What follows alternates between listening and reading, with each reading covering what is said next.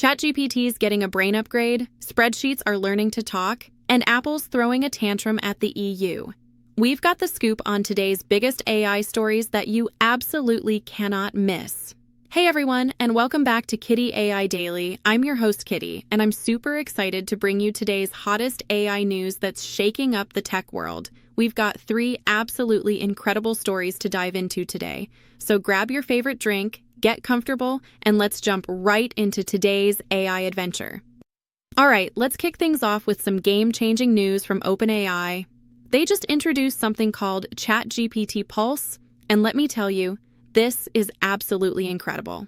Imagine waking up every morning to a personalized briefing that knows exactly what's important to you. That's what ChatGPT Pulse is all about. So here's how it works. ChatGPT Pulse studies your chat history, your preferences, and even your connected apps to create these beautiful visual cards that appear each morning. It's like having a super smart assistant who works while you sleep.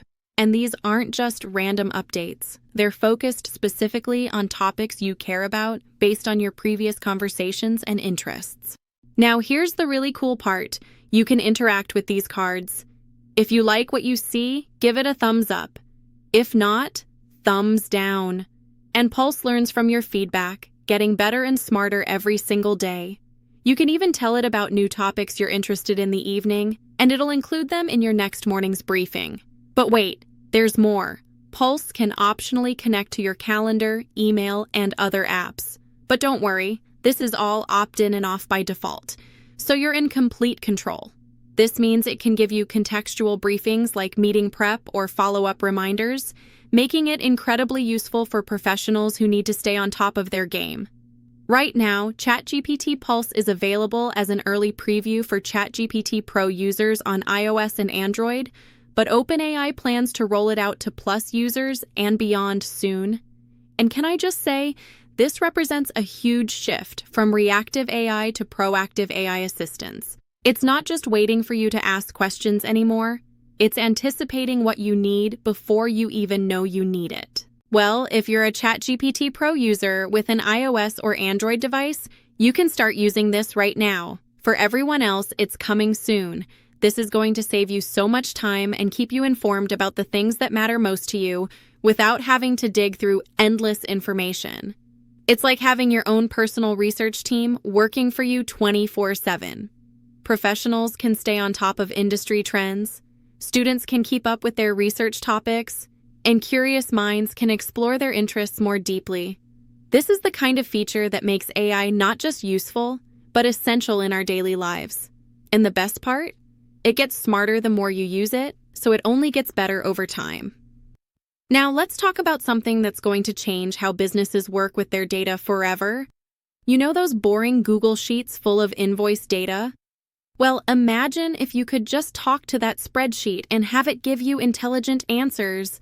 That's exactly what you can do now with CData Connect AI and Claude Desktop. Here's how this mind-blowing system works.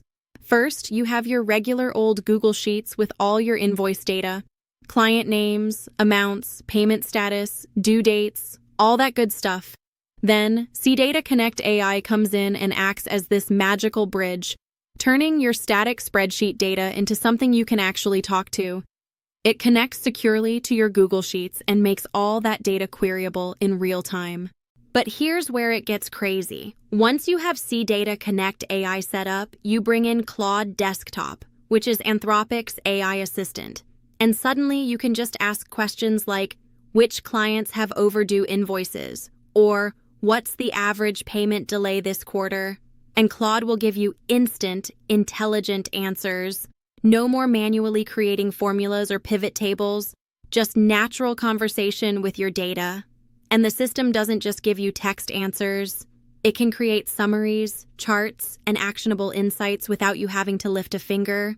Plus, as you add new invoices to your Google Sheet, the system stays up to date automatically, so you're always working with the latest information. What's really incredible about this is that you don't need to be a tech wizard to set it up. It's designed for regular business users who want insights without the headache of complex software. You authenticate with Google, select your spreadsheet, configure some permissions, and boom, you're ready to start chatting with your data.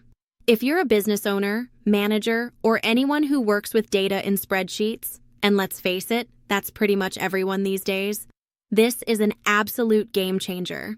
You can get instant insights from your data without needing to hire a data scientist or learn complex BI tools. Small businesses can now access the kind of business intelligence that used to be reserved for big corporations with big budgets.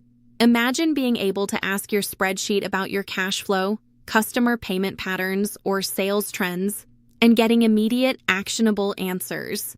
This kind of conversational BI is going to save businesses countless hours and help them make smarter, faster decisions based on their actual data. And think about the possibilities beyond just invoices. This same approach could work with sales data, inventory management, project tracking, pretty much any data you currently have sitting in a spreadsheet. We're talking about democratizing business intelligence and putting powerful insights into the hands of everyone, not just the tech experts. All right, time for our final story today, and it's a juicy one. Apple is not happy with the European Union's Digital Markets Act, or DMA, and they're letting everyone know exactly how they feel. In a recent statement, Apple basically said the DMA is exposing users to new risks, reducing choice by making iOS too much like Android, and creating unfair competition by not applying the same rules to Samsung. So let's break this down. The DMA is this big EU regulation that's designed to make digital markets more fair and competitive. It designates big tech companies like Apple as gatekeepers and forces them to make changes to promote more competition. For Apple, this means they have to allow things like third-party app stores and sideloading, which is basically letting users install apps from outside the official app store. But Apple is pushing back hard. They're saying these changes expose users to security and privacy risks. You know how Apple always talks about how their closed ecosystem keeps users safe from malware and bad actors? Well, they're saying the DMA is going to undermine all those protections and make iOS less secure. They're basically arguing that their tight control is what keeps users safe, and forcing them to open up is going to put everyone at risk. And get this, Apple's also claiming that the DMA actually reduces user choice. They say that by forcing iOS to adopt features and openness similar to Android, it's making the platforms too similar and eroding what makes iOS unique. So according to Apple, more competition actually means less choice because everything becomes the same. But here's the part that's really interesting. Apple's crying foul about how the DMA doesn't apply to Samsung. They're saying it creates unfair competition because Samsung is a major competitor in the EU mobile market, but isn't subject to the same rules. Now, there's a reason for this. Samsung hasn't been designated as a gatekeeper under the DMA, likely because they don't meet the market share thresholds. But Apple's not buying it and says this selective enforcement puts them at a disadvantage. The European Commission isn't backing down, though. They've already found Apple in breach of some DMA obligations, specifically around something called anti-steering, which basically means Apple wasn't letting app developers tell users about alternative payment options outside the App Store.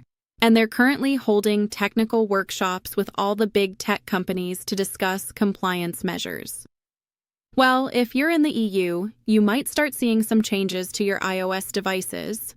We could see alternative app stores, more payment options, and potentially different ways to install apps on your iPhone. For users, this could mean more choice and potentially lower prices. But Apple would argue it comes with security risks. For Apple users outside the EU, this is still worth watching because it could influence how Apple operates globally. The company has even hinted that they might reconsider their business operations in Europe, which could potentially affect product availability in the region. This battle between Apple and regulators is really about the future of digital marketplaces and how much control big tech companies should have. It's going to shape how apps are distributed, how developers make money, and how consumers interact with their devices for years to come. And with the European Commission currently reviewing the DMA's effectiveness and gathering feedback, this story is far from over. Wow, what a day in AI news! It's absolutely incredible how fast things are moving in the world of AI and tech. If you found today's news as mind-blowing as I did, make sure to hit that like button and subscribe to Kitty AI Daily so you never miss the latest AI news. And if you know someone who'd love this content, go ahead and share this video with them.